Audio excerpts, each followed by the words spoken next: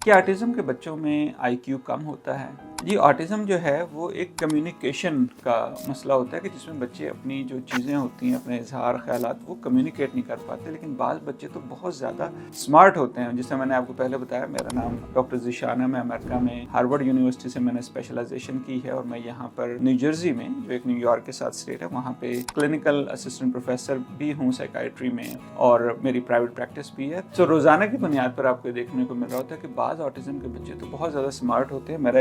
इसी तरह एक पेशेंट था जिसको मैं देख रहा था, वो मैथ नंबर्स में इतना ज़्यादा था, वो अपना हाई स्कूल ख़त्म नहीं कर सका, लेकिन वो नंबर्स में और ये इन्वेस्टमेंट में, और अब वो तकरीबन को 20 से 25 साल का है, और अब अपने पेरेंट्स की इन्वेस्टमेंट कर रहा होता है। दोनों पेरेंट जो हैं वो काफ़ी अच्छे, मतलब मदर भी काफ़ी काम कर रही हैं बहुत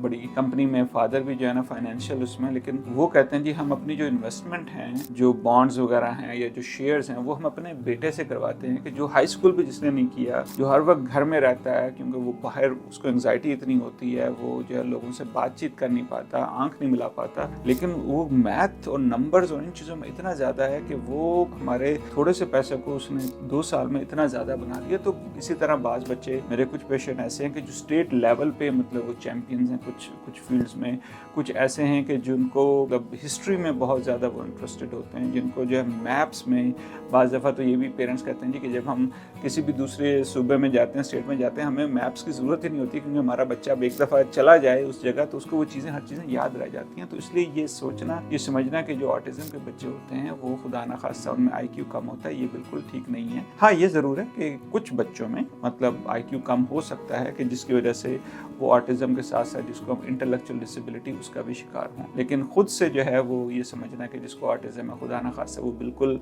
जो है वो मेंटली तौर पे डिसेबल है या वो कुछ सोच समझ नहीं सकता, ये बिल्कुल गलत है।